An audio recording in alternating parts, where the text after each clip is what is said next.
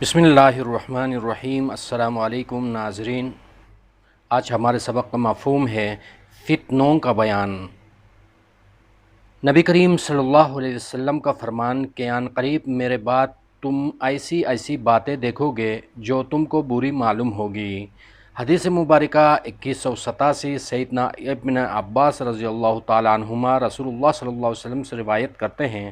کہ آپ صلی اللہ علیہ وسلم نے فرمایا، جو شخص اپنے امیر یعنی حاکم یا بادشاہ میں کوئی برائی دیکھے تو اس پر صبر کرے، کیونکہ جو شخص امیر کی اطاعت سے ایک بلشت باہر ہوگا تو جاہلیت کی موت مرے گا۔ سیدنا ابن عباس رضی اللہ تعالیٰ عنہما ایک دوسری روایت میں کہتے ہیں کہ رسول اللہ صلی اللہ علیہ وسلم نے فرمایا، جو شخص اپنے حاکم میں کوئی برائی کی بات دیکھے تو چاہیے کہ اس پر صبر کرے، کیونکہ جس نے جماعت سے ایک بلشت بھی جدائی اختیار کی اور پھر مر گیا تو وہ جاہلیت کی موت مرے گا۔ حدیث مبارکہ 2188 سیدنا عبادہ بن صامت رضی اللہ تعالیٰ عنہ کہتے ہیں کہ ہمیں نبی کریم صلی اللہ علیہ وسلم نے بلوایا، بس ہم نے آپ صلی اللہ علیہ وسلم کی بیعت کی۔ عبادہ رضی اللہ تعالیٰ عنہ فرماتے ہیں کہ آپ صلی اللہ علیہ وسلم نے بیعت میں ہم سے یہ اقرار لیا کہ اپنی خوشی، رنج اور تنگی اور فراخی میں آپ کا حکم سنیں گے اور حکم بجا لائیں گے، اگرچہ ہم پر بلا استحقاق دوسروں کو فضیلت ترجیح دی جائے تب بھی ہم صبر کریں گے، اور یہ کہ سلطنت کے بارے میں ہم حاکموں سے جھگڑا نہ کریں، مگر نبی کریم صلی اللہ علیہ وسلم فرماتے ہیں، جب کہ تم ظاہر کفر نافرمانی کو دیکھو جس میں اللہ کی طرف سے تمہارے پاس دلیل ہے۔ فتنوں کا ظاہر ہونا۔ حدیث مبارکہ 2189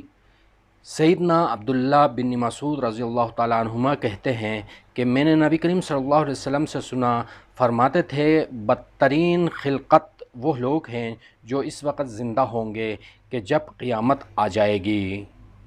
ہر دور کے بعد دوسرے دور کا اس سے بدتر آنا۔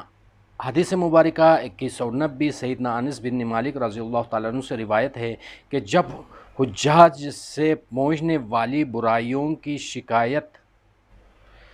انس بن مالک رضی اللہ تعالیٰ عنہ سے کی گئی تو انہوں نے کہا کہ صبر کرو، کیونکہ اس کے بعد جو دور تم پر آئے گا وہ اس سے بھی بدتر ہوگا، اسی طرح ہمیشہ ہوتا رہے گا یہاں تک کہ تم اپنے پروردگار سے جا ملو، اور میں نے یہ سب تمہارے نبی کریم صلی اللہ علیہ وسلم سے سنا ہے۔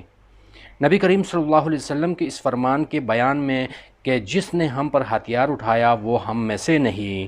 حدیث مبارکہ صحیح بخاری شریف 2191 سیدنا ابو ہریرہ رضی اللہ تعالیٰ عنہ رسول اللہ صلی اللہ علیہ وسلم سے روایت کرتے ہیں کہ آپ صلی اللہ علیہ وسلم نے فرمایا، کوئی مسلمان اپنے بھائی مسلمان پر ہتھیار سے اشارہ نہ کرے اور کھیل کے طور پر بھی نہیں، کیونکہ وہ نہیں جانتا ہے کہ شاید شیطان اس کے ہاتھ سے اس ہتھیار کو چلوا دے اور کسی مسلمان کے قتل ہو جانے کے سبب سے وہ دوزخ کی گاڑی میں جا پہنچے۔ نبی کریم صلی اللہ علیہ وسلم کا فرمانا ہے کہ ایک فتنہ ایسا نمودار ہوگا کہ جس میں بیٹھا ہوا آدمی کھڑے ہوئے آدمی سے بہتر ہوگا۔ حدیث مبارکہ صحیح بخاری شریف 2192 سیدنا ابو ہریرہ رضی اللہ تعالیٰ عنہ کہتے ہیں کہ رسول اللہ صلی اللہ علیہ وسلم نے فرمایا، ان قریب ایسے فتنے ہوں گے جس میں بیٹھا ہوا آدمی کھڑے ہوئے آدمی سے بہتر ہوگا، اور کھڑا ہوا چلنے والے سے بہتر ہوگا، اور چلنے والا دوڑنے والے سے بہتر ہوگا۔ جو شخص دور سے اس کو چھان کے گے گا وہ اس کو بھی اس آفت میں مبتلا کر دیں گے، پس جو شخص تمہاری ٹھکانہ یا پناہ کی جگہ پائے تو وہ وہی پناہ لے لے۔ فتنوں کے دور میں جنگل میں رہنا مناسب ہے۔ حدیث مبارکہ 2193 سیدنا سلمہ بن اوقاع رضی اللہ تعالیٰ عنہ سے روایت ہے کہ وہ حجاج بن یوسف کے پاس گئے۔ حجاج نے اس سے کہا کہ اے اوقاع کے بیٹے، کیا تم ہجرت سے جو تم نے مدینے میں کی تھی پہلے پیروں سے پھر گئے جو مدینہ کو چھوڑ کر جنگل میں جا رہے ہو؟ انہوں نے کہا، نہیں، بلکہ رسول اللہ صلی اللہ علیہ وسلم نے مجھ کو جنگل میں رہنے کا حکم دیا تھا۔ اس بیان میں کہ جب اللہ تعالیٰ کسی قوم پر عذاب نازل فرماتا ہے تو وہ سب کے سب اس میں مبتلا ہو جاتے ہیں۔ حدیث مبارکہ صحیح بخاری شریف 2194 سیدنا ابن عمر رضی اللہ تعالیٰ عنہما کہتے ہیں کہ رسول اللہ صلی اللہ علیہ وسلم نے فرمایا، جب اللہ تعالیٰ کسی قوم پر عذاب نازل فرماتا ہے تو وہ عذاب اس قوم کے سب لوگوں کو پہنچتا ہے، چاہے نیک ہو یا بد، اور پھر وہ لوگ قیامت میں اپنے اپنے اعمال پر اٹھائے جائیں گے۔ صدق اللہ العظیم۔ اگلے ایپیسوڈ تک اجازت دیجیے۔ اللہ نگہبان۔